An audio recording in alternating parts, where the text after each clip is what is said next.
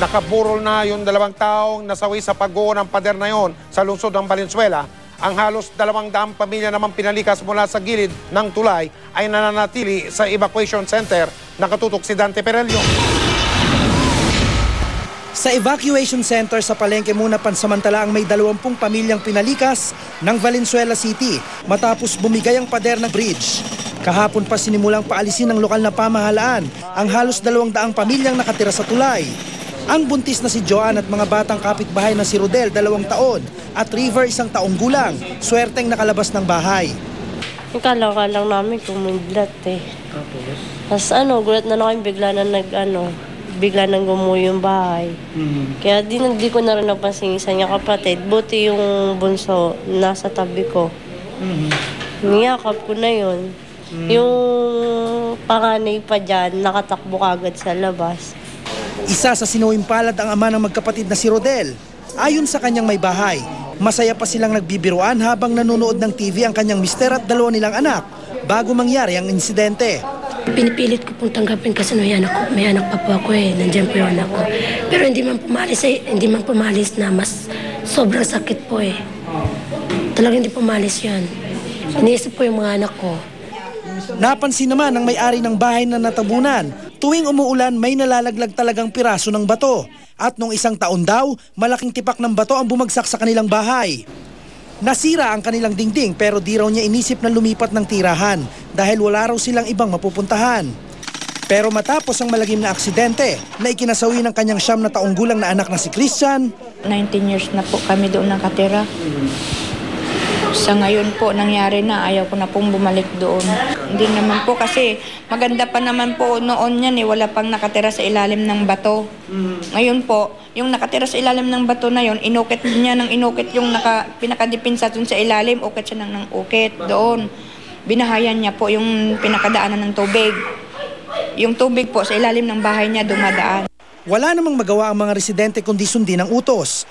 Pero kailangan pa rin daw bumalik para silipin at bantayan ang kanilang mga gamit habang patuloy ang isinasagawang clearing operations. Dante Perello, Nakatutok, 24 Oras.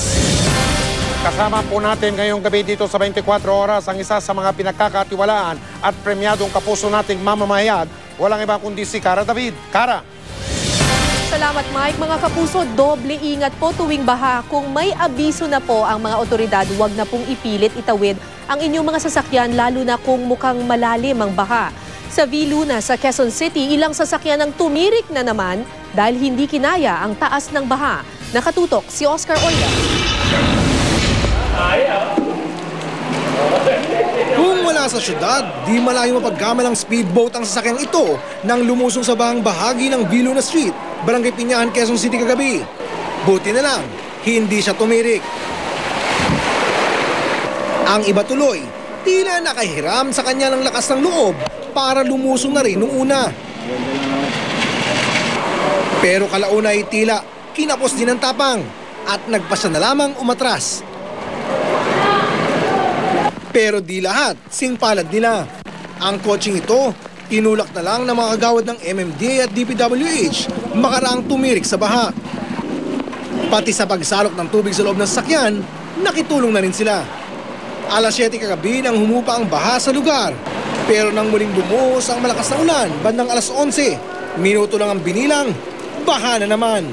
Barado po talaga dahil yung mga inlet naman po natin, okay naman po talaga yan dahil dililinis naman po. Kaya lang po talaga yung pasok po, alam po yung mga basura natin, mga nakakaharang po talaga yun sa pagpasok ng baha. Kaya nga hinarang raw nila ang kanilang truck sa lugar. At ang ilan sa mga kasama nila nagsasagawa ng declogging, nag-traffic para wag nang mabaha ang mga motorista. Pero sa kabila nito, nakatawid naman siya. Yun nga lang, ang bagong SUV na ito, tumirik. Na ano sir hindi ko nakita na mayroong nagsisinyas dito, hindi ko na makita yung... Meron ng mga tao nang maharang doon. Wala ako nakita sir Saka dapat may harang sana doon para hindi ipalusong pa naman. Oscar Oida, Nakatutok, 24 Oras.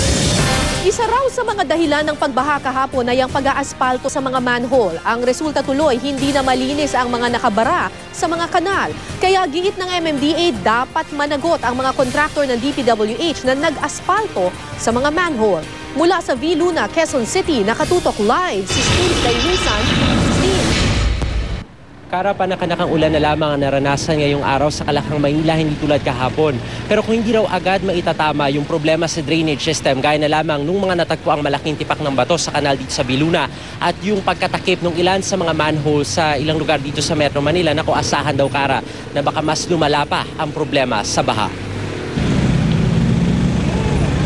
Sinimulan na ng MMDA at DPWH ang pag-iimbentaryo sa ilan sa mahigit 600 manholes na natakpan kasabay ng pag-aaspalto ng kalsada. May tuturing man daw kasing mahina ang ulan kahapon, may mga lugar pa rin na agad tumaas ang tubig. Doon nga banda merong tinambakan na dati, walang tubig doon. Ngayon meron na. Dahil walang metal detector ang MMDM, pinairal nila ngayon tansyahan system. Kadalasan daw kasi kapag may water inlet na ganito, katabi nun yung mismong takip na bakal ng mga manhole. Yan yung minamarkahan ngayong X. Ang isa sa nakitang problema ng MMDA, yung mismong bakal dun sa water inlet, natabunan na rin ng asfalto. Ayan, no? Tapos, yung mga lupa na nagmumula dito sa gilid, natatakpan niya na rin yung mismo bakal na dapat sana daanan ng tubig mula doon sa kalsada. Ngayon, kada 20 metro raw yung pagitan ng mga water inlets na ganyan. Kaya isipin nyo na lang kung bumara na doon, hindi malayong bumara rin dito sa kabila. Gaya halimbawa niyan, hinuhukay na ng MMDA dahil yung mismo mga asfalto napunta na rin doon sa kanal. Panibagong gastos at mabigat na daloy ng trapiko ang resulta sa sandaling itama ang maling pag-aaspalto. Aabutin daw ng may 2 oras ang paghahanap at pagpuputas sa bawat manhole. Kaya dapat daw panagutin ng DPWH contractor na hindi isinalang-alang ang posibleng problema kapag di nalinis ang mga kanal dahil sa bumarang burak at basura. Ang alam natin, yung mga contractor, ginagawa ng tama yung trabaho nila. Di naman daw nagpabaya ang DPWH sa pagsusupervise sa kanilang contractors, pero limitado raw ang oras na ibinigay sa kanila para tapusin ang pagsasaayos ng mga lubak sa kalsada. Handa naman daw silang itama ang pagkakamali at tumulong sa paglilinis ng mga nabarahang drainage at manhole. Noong nakaraan naming project na ayaw nila kaming pagtrabahuin ng ordinaryong araw, kundi biyernes lang, biyernes, sabado, linggo. Dahil nga matraffic, wala kami magagawa dahil yun ang utos nila. Mamadaliin. Oo, minamadaliin trabaho. Kaninang umaga may kataasan pa ang baha sa Viluna pero nakakadaan na ang mga sasakyan. Humupa na rin ang baha matapos sigupin ang naipong tubig. Nilinis na rin ang mga kanal. Kara, meron na lamang hanggang Biyernes ang DPWH at MMDA para kanilang tapusin yung inventaryo dun sa mga nawawala o dun sa mga natakpang manholes. Pero kung kailan may isasaayos yan ay hindi pa masabi, lalo't panahon ng tag-ulan ngayon. Siyempre kapag sinimulan ang konstruksyon yan ay may kaakibat na pagbigat sa daloy ng trapiko na tsak naman ay perwisyo na naman sa mga motorista. Kara. Maraming salamat, Steve Daylisan. Mga kapuso, alam nyo bang kapag napuno ang gitnang bahagi ng kalsadang yan ng Viluna, kahit na ang isang bus ay palulubugin dyan. Pero dagdag pa sa problema, ang bara sa drainage. 3 tonelada po ng debris ang nahakot. Nakatutok si Michael Fahatin. Marami ang nagulat nang umabot ng hanggang dibdib ang baha sa Viluna kahapon na nagpatirik at nagpalubog sa ilang sasakyan. Pero sa 2 araw ng declogging operations ng MMDA, bukod sa mga basura, palaisipan sa MMDA kung paano nakarating sa drainage system ang malalaking tipak ng bato na itinuturong dahilan ng pagbaha. Nang silipin nilang ilalim ng kanal, tila nagbago rin ang forma. Ang dating isang diretso, nagkaroon ng paliko, kaya marahil naiba rin daw ang daloy ng tubig palabas sa creek. Mukhang sinadya yun Hindi magkakasya yung bato ron O hindi mo talaga ihuhulog 3 toneladang debris o 3 truck na panghakot na tulad nito ang nakuha mula sa drilling system, sanhi ng pagkabara sa Viluna. Ayon sa MMDA, marami itong pwedeng pinanggalingan pero madaling maiwasan kung tamang paraan ng pagkatapon ng basura ang responsableng ipapatupad. Ito yung barado. Nilinis po natin ito. Ito pong mano na ito, papunta doon sa patawid doon, ng East Avenue. Pagtawid po ng East Avenue, may creek po tayo. Doon po ang outlet niya. May gumawa, nalimutan o nakaligtaan. naiholing. Dapat kasi inuholing yun. Sadyang bahain ang lugar na ito sa Viluna dahil kung elevation ng pagkapasihan mula sa kanto ng East Avenue, ang kahabaan ng Viluna ay may natural na depresyon o lalim sa bandang gitna na ito na may 5 metro o lagpas sa 16 na talampakan. 3 kotseng magkakapatong o lampas sa 1 bus ang lalim kung tulad nitong mapupuno ng tubig baha. Nagbabahaw po rito pero mababa po. Manageable at saka madali po mag-subside. Dahil barado kasi. Hindi inaalis ng MMDA na may kapabayaan sa bahagi ng mga nagpagawa sa bahagi ito ng Viluna. Michael Padre Nakatutok, 24 Oras. I am ready. Serbisyong totoo ng GMA News. Sa punto pong ito, alamin naman natin ang lagay ng panahon. May mga nagtatanong kung meron pa raw pong tinatawag na low pressure area o namumong sama ng panahon sa teritoryo ng Pilipinas. Yung tinatawag na Philippine Area of Responsibility. Alamin natin ang sagot dyan at iba pang impormasyon mula sa ating resident meteorologist na si Ginoong Nathaniel Cruz. Mangtani. Salamat, Mike. Hindi pa nakalalabas ng Philippine Area of Responsibility yung low pressure area.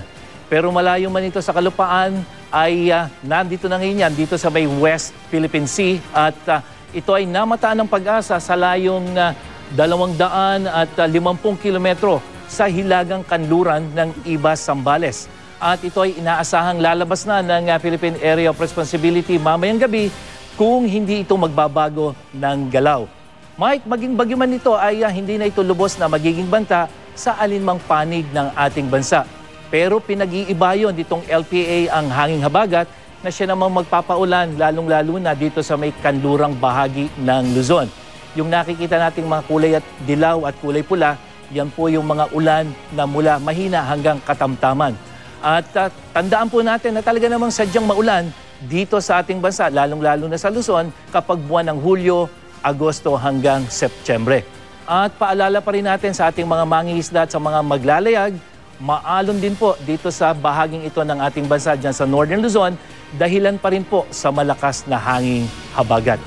Mike, bukas ng umaga may posibilidad pa rin umulan dito sa Metro Manila at pagsapit ng tanghali hanggang sa gabi ay makikita natin tumataas po yung posibilidad ng pag-ulan 80%. Pero ito pong mga pag-ulang ito, hindi po yan yung tuloy-tuloy, merong mga breaks dyan. At sa iba pang bahagi ng Luzon naman, tuloy-tuloy yung kalat-kalat na dagliang pag-ulan at pagkulog-pagkidlat katulad ng tinitingnan natin dyan po sa Tugigaraw, dyan sa Baguio, hanggang dyan sa may Cabanatuan. Pero magiging mas malawakan yung pag-ulan dyan sa kanlurang bahagi ng Luzon. Kasama na po yung Southern Luzon at dito nga sa Metro Manila hanggang dyan sa may Calapan ay mataas ang posibilidad ng pag-ulan. Diyan sa Kabisayaan, kalat-kalat na dagliang pag-ulan at pagkulog-pagkidlat din ang inaasahan hanggang dito sa Mindanao na kung saan meron ding scattered rain showers and thunderstorms. Ano man ang panahon, magplano, magsiguro, makibalita sa GMA Weather. Ako po si Nathaniel Cruz para sa I Am Ready, serbisyong totoo ng GMA News. Susunod, 2 truck na may mahigit 10 piraso mga tunit-tunilada yan. Natagpuan sa isang junk shop sa Cebu. Mga lumang bomba o vintage bomb na posible pang sumabog ang ilan. Attorney General ng Nevada may desisyon na sa kontrobersyal na laban ni Manny Pacquiao at Timothy Bradley.